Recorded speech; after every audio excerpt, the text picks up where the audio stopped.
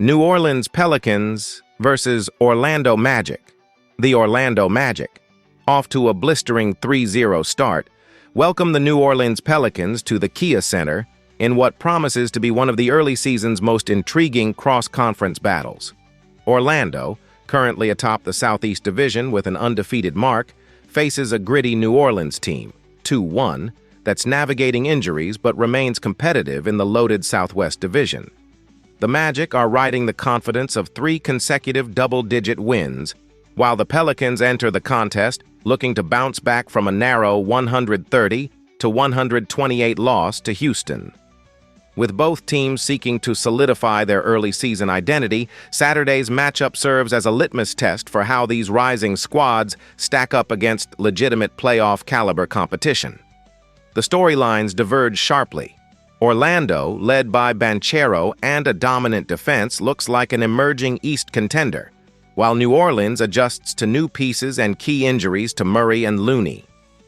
The Pelicans' resilience and offensive balance will be tested against one of the league's hottest home teams.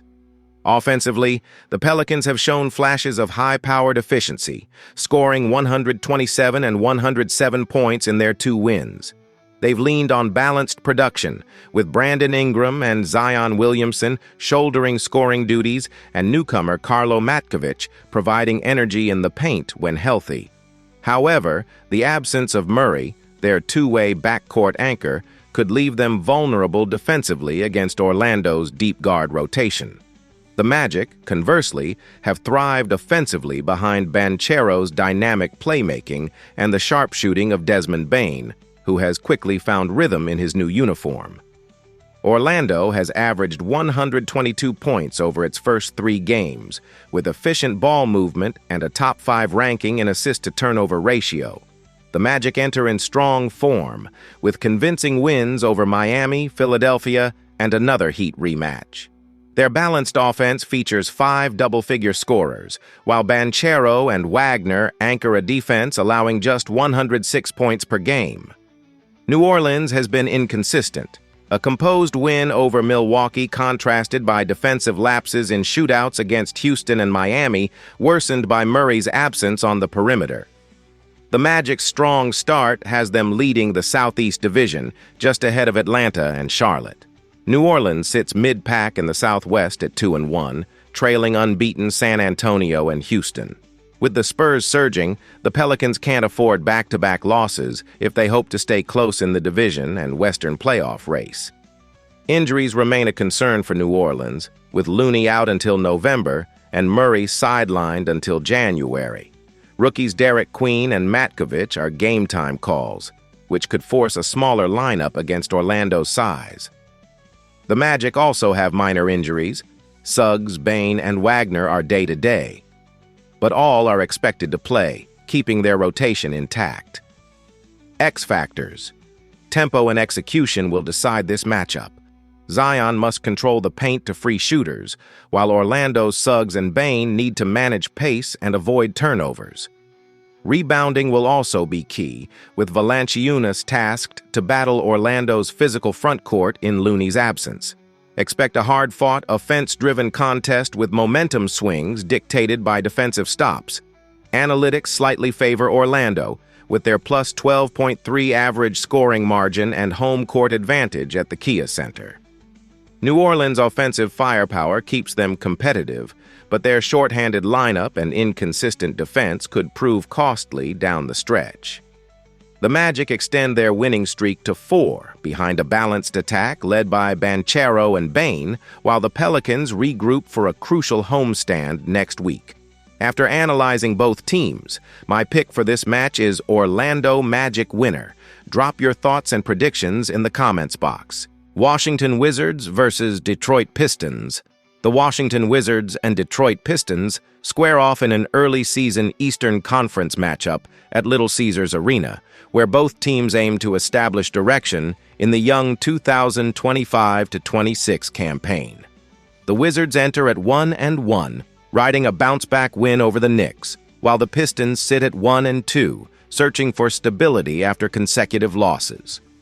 In a clash between a rebuilding Detroit squad and a Washington team mixing veteran leadership with developing youth, this game carries intrigue for both sides, one looking to find an offensive rhythm, the other seeking consistency in closing games. Detroit currently ranks 4th in the Central Division, while Washington sits tied for 3rd in the Southeast, 1.5 games back of the red-hot Orlando Magic. The Wizards' early season identity has been one of high-paced offense balanced by streaky defense. Their first 2 games showcased flashes of brilliance from scorers like C.J. McCollum and Chris Middleton, though both remain game-time decisions due to minor injuries. For Detroit, the story revolves around the backcourt health of Cade Cunningham and Jaden Ivey, both listed as GTD for tonight. Their availability could dramatically shift the Pistons' offensive flow. With each team missing or monitoring key contributors, depth and adaptability will define this matchup. This matchup pits Washington's veteran playmaking against Detroit's youthful energy. If active, McCollum's perimeter control could steady the Wizards' half-court offense against a Pistons defense allowing 115-plus points per game. Cunningham drives Detroit's tempo through pick-and-roll creation, and his potential duel with Washington's A.J. Johnson may define the game's pace. Washington averages 118 points through 2 games, fueled by balanced scoring. Middleton spaces the floor, Sarr adds inside presence, and McCollum's veteran shot-making anchors late possessions, while Coulibaly's absence limits wing defense. Detroit relies on its young core, Cunningham, Ivey, and LeVert. But poor three-point shooting, around 33%, has slowed them against faster-paced teams like Memphis and Milwaukee. Washington has split its last 5 games, highlighted by a 120-103 win over the Knicks that showed defensive growth, and remains unbeaten on the road, 1-0. Detroit, meanwhile, is 1-4 in its last 5, with close losses to Milwaukee and Cleveland, struggling to sustain momentum late due to inexperience and inconsistent rotations. The standings set the tone. Washington sits at .500, chasing the Magic atop the Southeast, while Detroit battles pressure in a tough Central Division led by Milwaukee and Indiana. A loss could deepen Detroit's early deficit, while a Wizards win would reinforce their upward momentum. Injuries could shift the balance. Washington has 4 GTD players, Johnson, Middleton, McCollum, and Sarr, plus Coulibaly out. Detroit's outlook depends on Cunningham and Ivey, with LeVert carrying the perimeter load and rookie Colby Jones sidelined until October. 22. Healthy veterans favor Washington. Otherwise, expect a tighter matchup driven by bench depth. X factors. Washington needs Sarr to control the glass and protect the rim, while Detroit's hopes hinge on Cunningham's return to stabilize their offense. Turnovers may prove decisive, with Washington's ball security key against Detroit's pressure defense and transition pace. The Wizards hold the edge in experience and scoring versatility, particularly if McCollum and Middleton play. Detroit's youthful lineup remains promising but inconsistent, and without a fully healthy backcourt, they may struggle to maintain offensive pace. Expect Washington to control the tempo and execute down the stretch for a 116-108 victory, earning their second win of the season while Detroit slips further into early season turbulence. After analyzing both teams, my pick for this match is Washington Wizards winner. Drop your thoughts and predictions in the comments box. Houston Rockets versus Atlanta Hawks. The Houston Rockets visit the Atlanta Hawks on Thursday night for a compelling early season showdown between two teams riding strong starts but built in contrasting ways. Houston enters at 3-0, one of the few remaining unbeaten teams in the West, while Atlanta stands at 2-1, hoping to build on back-to-back wins at home. The Rockets, second in the Southwest Division behind the 4-0 Spurs, have surged behind an efficient, high-paced attack and improved defensive balance. The Hawks, sitting second in the Southeast behind Orlando, are also finding their rhythm under pressure, using depth and energy to outlast opponents in tight finishes. The narrative pits a rising Western contender trying to prove its legitimacy against an Eastern playoff hopeful looking to defend home court at State Farm Arena. For Houston, the key storyline centers on its depth and ball movement despite missing point guard Fred VanVleet, who remains sidelined since April. Coach Ime Udoka has relied on Jalen Green's scoring and Alperen Şengün's inside-out versatility to compensate for VanVleet's absence. Meanwhile, Atlanta's focus is on its balanced offense led by backcourt scoring and improved bench productivity. The Hawks' 119-118 overtime win over Miami last weekend showcased their resilience and clutch performance, but consistency remains the challenge against an undefeated opponent. Houston's recent form has been flawless. They've won 3 straight, including an impressive 130-128 shootout over New Orleans and a 140-127 blowout versus Utah. Their offensive rhythm has been fueled by efficient spacing, with Şengün averaging around 22 points and 10 rebounds, and Green providing perimeter scoring bursts. Jabari Smith Jr. has emerged as a key two-way force, contributing rebounding and defensive length that frustrates opposing forwards. Atlanta, meanwhile, has gone 2-1 in its last 3, rebounding from an opening loss at Houston, 122-113, to notch narrow wins over Memphis and Miami. The Hawks' ability to control tempo through smart guard play will be tested against Houston's pressure defense, which thrives in transition. The standings context adds intrigue. Houston's 3-0 start keeps them within half a game of San Antonio in the Southwest Division, while Atlanta's 2-1 record positions them just behind Orlando in the Southeast. Early as it is, both clubs know that momentum in October can foreshadow playoff seeding come spring. The Hawks' home form, 2-0, will be their biggest asset, while the Rockets' perfect start away from Toyota Center shows a newfound maturity on the road. Injuries could shape the contest. Houston lists Jae'Sean Tate and Dorian Finney-Smith as game-time decisions with minor knocks, while VanVleet remains out indefinitely. Atlanta, however, boasts a clean bill of health, giving them an edge in continuity. The Rockets' ability to maintain offensive flow without their veteran point guard will be pivotal. Expect Amen Thompson to play extended minutes as a facilitator. X factors loom large in this matchup. For Houston, Şengün's ability to draw Atlanta's front court into foul trouble could tilt the interior battle. For the Hawks, the key will be perimeter containment, limiting Jalen Green's explosive first step and forcing Houston into half-court sets. Bench production, particularly from Atlanta's wings and Houston's second unit led by Cam Whitmore, could prove decisive late in the game.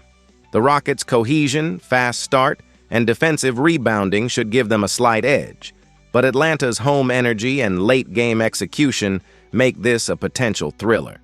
Expect a high-scoring duel with both teams trading runs before Houston's balance and shot creation down the stretch secure a narrow win. After analyzing both teams, my pick for this match is Houston Rockets winner. Drop your thoughts and predictions in the comments box. Minnesota Timberwolves versus Chicago Bulls. 2 teams standing at .500 will battle for early season momentum as the Minnesota Timberwolves, 2-2, visit the Chicago Bulls, 2-2, at the United Center on Thursday night. Both teams have displayed flashes of promise but remain inconsistent, making this matchup a compelling test of identity and resilience. Minnesota enters riding a 1-game winning streak after a strong home victory, while Chicago is desperate to snap a 2-game skid and reassert itself in the Central Division race. The Timberwolves currently sit 3rd in the Northwest Division behind Denver and Oklahoma City, while Chicago trails Milwaukee and Indiana in the Central. This clash is about finding rhythm, sharpening chemistry, and proving staying power in the crowded early season standings.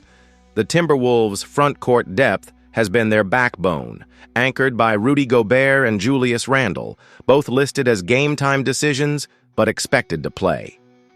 Gobert's defensive presence and rebounding could define the paint battle, especially against a Bulls lineup that struggles with interior defense. Randle's scoring versatility at power forward remains key to Minnesota's offensive balance. For Chicago, the guard duo of Tre Jones and Kevin Huerter faces its own test. Both are listed as GTD, as they attempt to stabilize a backcourt that's been streaky in recent games. The absence of Kobe White until later this month adds to the Bulls' playmaking concerns. Offensively, Minnesota's attack has been potent when firing on all cylinders. They're averaging over 120 points in their last 3 contests, including a 126-116 victory over Denver and a 134-74 blowout of Guangzhou. Anthony Edwards continues to lead the scoring charge, blending athleticism with an improved jump shot, while Dante DiVincenzo, GTD, provides crucial spacing from beyond the arc. Chicago, meanwhile, has leaned on DeMar DeRozan and Zach LaVine for scoring consistency, but their efficiency has dipped during the team's recent skid. The Bulls dropped tight contests to Cleveland and Milwaukee, revealing defensive lapses and late-game execution issues that need correcting if they hope to defend home court. Form-wise, Minnesota has alternated wins and losses, but their offensive flow is trending upward. Chicago, on the other hand, has shown resilience but not results, losing 2 straight by narrow margins. The Bulls' home record, 1-1, doesn't yet offer an advantage, especially with injuries affecting their perimeter defense. The Timberwolves' balanced roster, assuming Randle and Gobert suit up, could exploit Chicago's lack of rim protection and inconsistent rebounding. Injury management will heavily influence the night's tempo. Both teams have 5 players listed as game-time decisions. For Minnesota, the potential return of Gobert and Randle could tilt the rebounding and defensive metrics in their favor. Chicago's hope lies in Kevin Huerter's shooting touch and Tre Jones's playmaking if cleared to play. Depth will be tested, and rotations might shorten as both coaches chase stability. X factors in this contest include Anthony Edwards' efficiency, Minnesota's bench scoring, and Chicago's ability to control tempo. If DeRozan can get to his mid-range spots early, the Bulls can keep it close.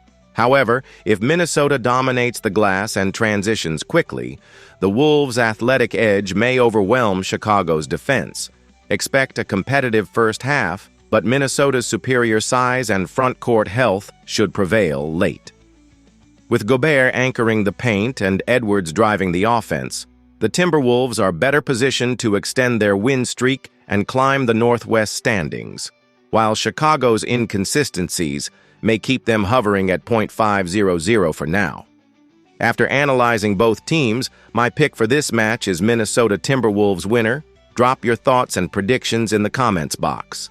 Portland Trail Blazers versus Utah Jazz, 2 Northwest Division rivals desperate to find early season traction meet in Salt Lake City as the Portland Trail Blazers, 1-2, visit the winless Utah Jazz, 0-3.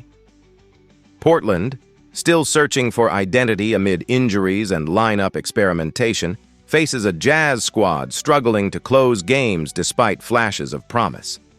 The Trailblazers sit 4th in the division standings, 1.5 games back of Denver, while Utah languishes in 5th, 2.5 games behind, and looking to avoid an 0-4 start. Both teams are rebuilding but eager to establish momentum before the season begins to slip away. Portland enters with a mix of frustration and optimism. After splitting a home-and-home with Golden State and earning a narrow 124-123 win over Sacramento, the Blazers have shown offensive flashes but remain inconsistent defensively. The absence of Damian Lillard, who's out until April, continues to define the team's narrative, forcing younger guards like Scoot Henderson, also sidelined until November, to sit out, leaving Portland reliant on role players and bench depth.